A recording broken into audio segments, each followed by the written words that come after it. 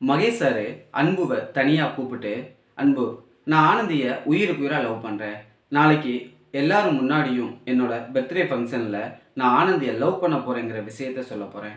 இது ஆனந்திக்கு ஒரு சர்ப்ரைஸா இருக்குன்னு" சொல்லி மகேஷ் சொல்ல, அன்புவால அதுக்கு எந்த பதிலும் சொல்ல முடியல.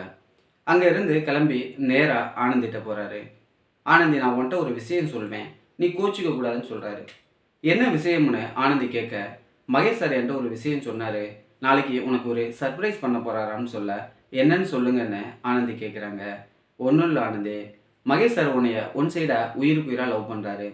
இந்த விஷயத்தை கேள்விப்பட்டு என்னால் தாங்கிக்க முடியல. அதான் நேரா வந்து உன்னை பார்த்து சொல்லலான்னு வந்து சொன்னேன்னு" சொல்கிறாரு. "இந்த விஷயத்த உனக்கு யார் சொன்னான்னு" சொல்லி அன்புவை பார்த்து ஆனந்தி கேட்க, "என்னை இன்னைக்கு தனியாக கூப்பிட்டு மகேஷ் சார் பேசினாரு.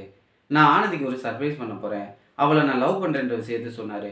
இப்போ நம்ம என்ன பண்ணுறது?" அப்படின்னு ஆனந்தியை பார்த்து கேட்க, "நான் மகேஷ் சாரை தனியாக பார்த்து பேசுகிறேன். நம்ம 2 பேரும் லவ் பண்ணுறோம் அப்படிங்கிற விஷயத்த அவர்கிட்ட சொன்னோம்னா, அவர் என்னை உனக்கு விட்டு கொடுக்கவும் வாய்ப்பு இருக்குன்னு" சொல்கிறாரு. இதை கேட்ட அன்புவால் தாங்கிக்க முடியல. அன்புக்கு கோபம் தான் வருது. "என்ன ஆனந்தி சொல்கிற? நீயும் நானும் உயிருக்கு உயிராக லவ் பண்ணுறோம். அவர் யார் உன்னை எனக்கு விட்டு கொடுக்கறது?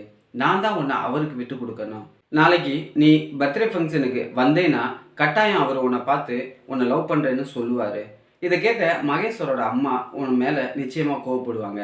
என்ன பண்ணலான்னு" அன்பு கேட்க, இதை கேட்ட யோசிக்கிற ஆனந்தி, "நாளைக்கு நம்ம 2 பேருமே பர்த்டே ஃபங்க்ஷனுக்கு போக வேணாம்.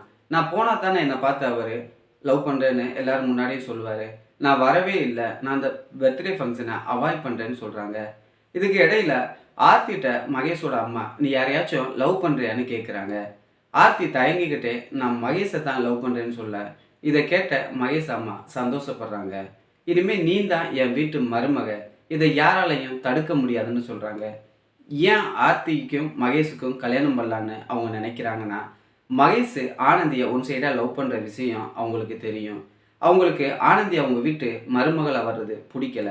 இதனால் எப்படியாச்சும் நாம் ஆர்த்தியை மகேஷுக்கு கல்யாணம் பண்ணி வைக்கலாம் அப்படிங்கிற இன்னொரு பிளானை அவங்க முடிவு பண்ணுறாங்க.